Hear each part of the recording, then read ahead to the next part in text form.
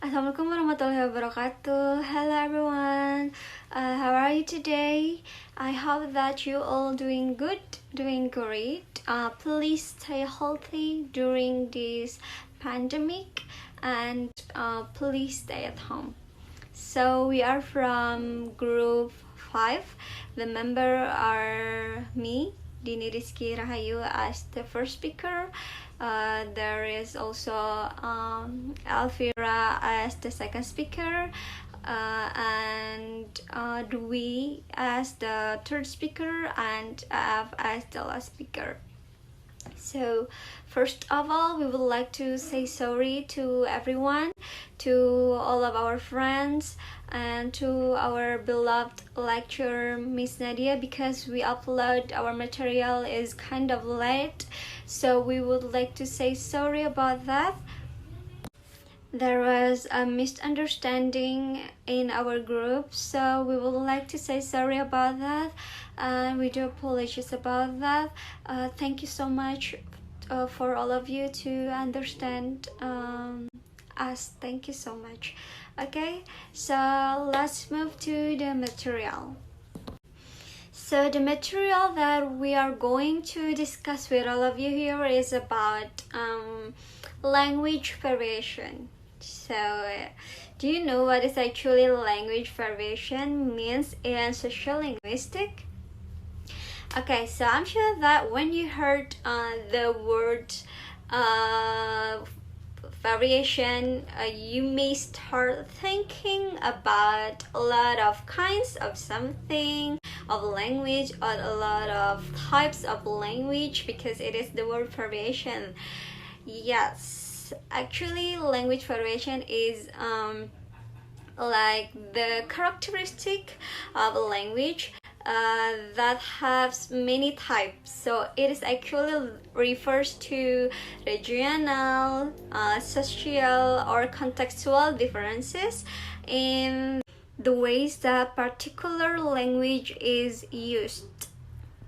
So in a simple way, variation is a characteristic of a language, because when you want to say something in your language, but actually it will different if anybody else or somebody else say that, even though the meaning is the same, even though the vocab is the same, there will be a different pronunciation. Even though the same vocabulary or the same words, there will be different vocabulary choosing of a word, even though the meaning is the same. That's what variation in a language means. So there is very pronunciation, very word choice, or even it is a very a morphological or synthetical context. So that's what variation in language means. So actually variation in language, because it is variation, so it is has like several types. The one that I'm going to discuss with all of you here is about regional variation. So what is actually regional variation means? To answer the question, let's move to the slides. Okay, so regional variation, regional, or it is actually regional dialects, is a variation in speaking language associated with a place, and it is an easy way of observing variety in language. So actually, if we are talk about regional, of course we will talk about place. So regional is associated with a place, is operation is speaking of a language. Okay, so regional variation, there is also traditional study of a dialect. Speaker distance themselves from one another over time and over space. Dialects becomes new language and entailable to one another. Example, for example, Latin became French in France, Spanish in Spain, and Italian in Italy.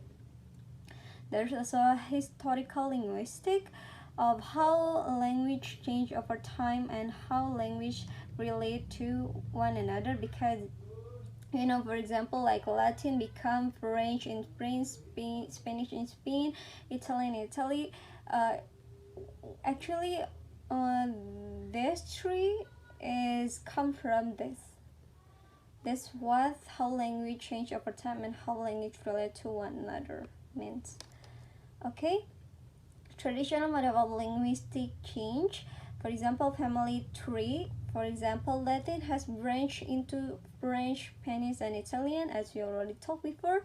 And there is also a phonemic split. For example, English F and V are distinctive sounds.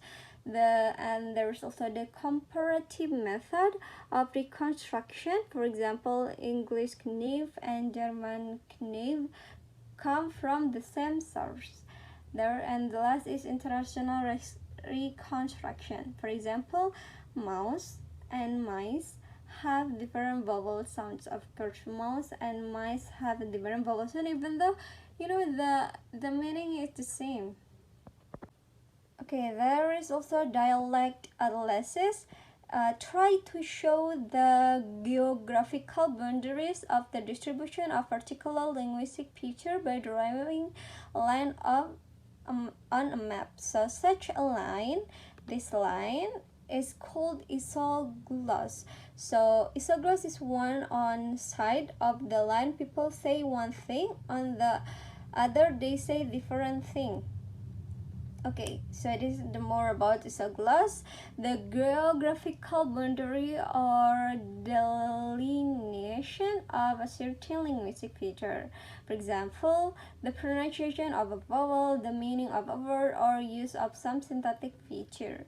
Then, a line of a map enclosing an area within which a particular linguistic feature is found. Various types of isogloss are distinguished. An isoform is a feature of pronunciation, or an isolect, an item of vocabulary. An isomorph, a feature of word pronunciation, and isosome, and particular word meaning. So that's all my explanation about regional variation. In a simple way, regional variation, it is like the one that makes the language has variation in the regional. For example, as I already told you before, the Latin becomes French in France, Spanish in Spain, and Italian in Italy. So that's how the variation of a language in regional variation. So thank you so much. I hope that my explanation is clear enough for you to understand. Let's move to the second speaker. Assalamualaikum warahmatullahi wabarakatuh. Hi fellas, how is your day? I hope you're doing well. I'm Elfira Adriyanti, and in this video I'm going to highlight what are the discussion about linguistic variation. And my turn is to explain more about the linguistic variable. Okay, let's get started. According to Ronald Warder book, it is written that a linguistic variable is linguistic item which has identifiable variant. So let me explain more about it. What are the linguistic variables?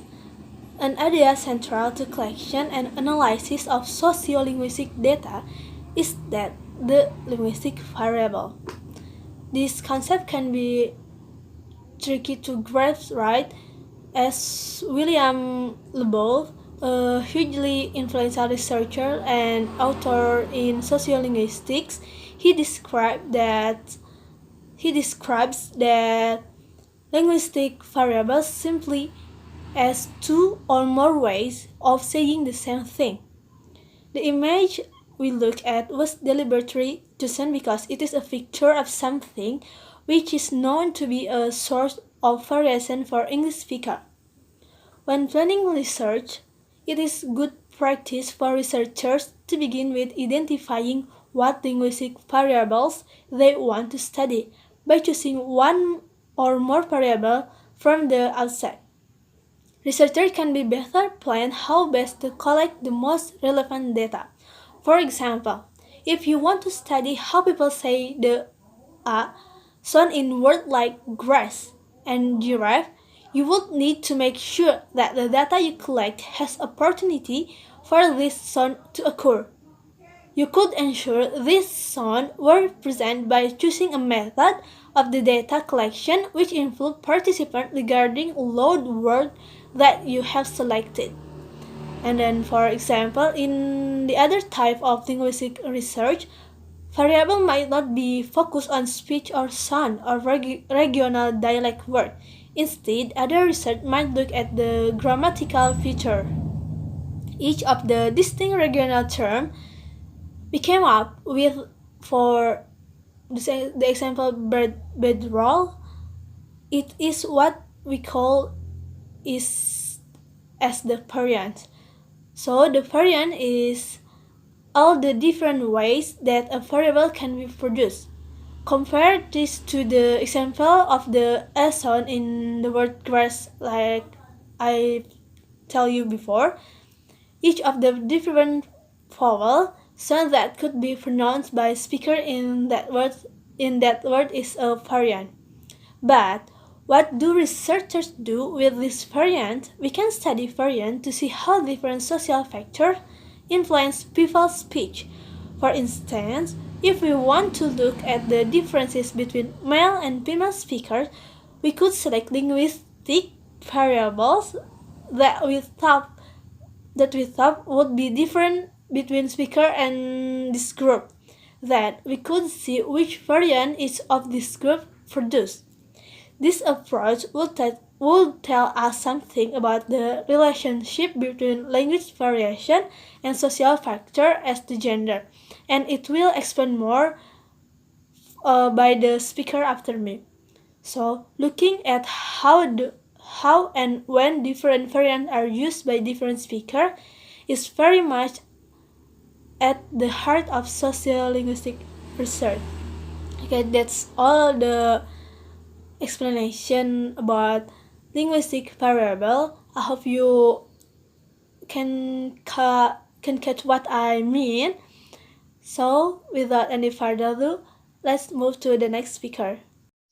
Hello, I'm Dwi Siti Fitriani. In this occasion, I would like to continue the presentation which has been delivered by my friends.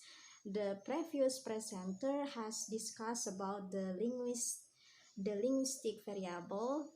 Then now we'll see how linguistic relates to social variation. According to Grams, small differences in speech can effectively distinguish subgroups in society from one another. Actually, we can see from the social structure in humanism like this.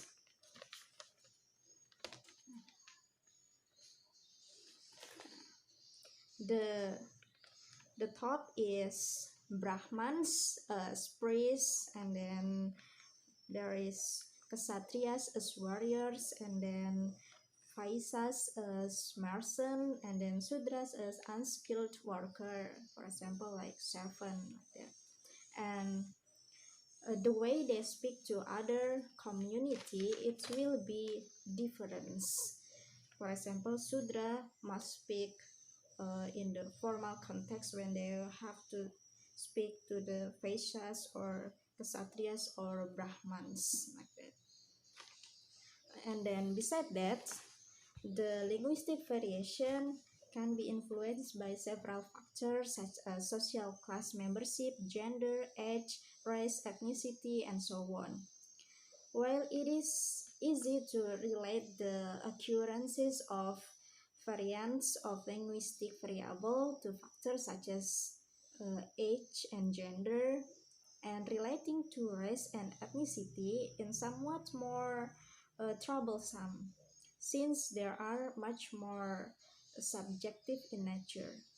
But the most complicated factor is social class membership. So, sociologists use a number of different scales for classifying people when they attempt to place individuals within a social system. For instance, In education, there we can see like graduate or professional education, and then college or university degree, and then attendance or college but not degree, or high school graduation, and less than 7 years of formal education. So that's all from me. Thank you. Assalamualaikum warahmatullahi wabarakatuh. Here I would like to explain about data collection and analysis in sociolinguistics. In sociolinguistics, this task has two basic dimensions. The first, devising some kind of plan for collecting relevant data, and then the second is collecting such data from representative sample of speaker. Sociolinguistics are aware that there are several serious issues here, and as well we'll see, they have attempted to deal with them. The usual kind of data collection device is questionnaire designed to accelerate the illustrative of the use of variable or variables that being investigated. The best sample of all is a random sample. In a random sample, everyone in the population to be sampled has an equal chance of being selected. In contrast, in a judgment sample, the investigator choose the subject according to set of criteria. For example, gender, social class, education, and so on. Sometimes too, it's the investigator who judge each of this category, which is social class as a subject belong. A judgment sample is obviously less educated than a random sample. However, it is kind of sample preferred in the most social studies. Studies employing the linguistic variable are essential correlation in nature. That is, they attempt to show how the variance of linguistic variable are related to social variation in much the same way that we can show how children age, height, and weight are related to one another. We must distinguish between different variable and independent variables. The linguistic variable is a different variable, that one we interested in. We want to see what happened to language when we look at it, and in relation to some factor we can manipulate. The independent variable, example, social class, age, gender, and so on. That as from us, thank you for your kind attention. Assalamualaikum warahmatullahi wabarakatuh.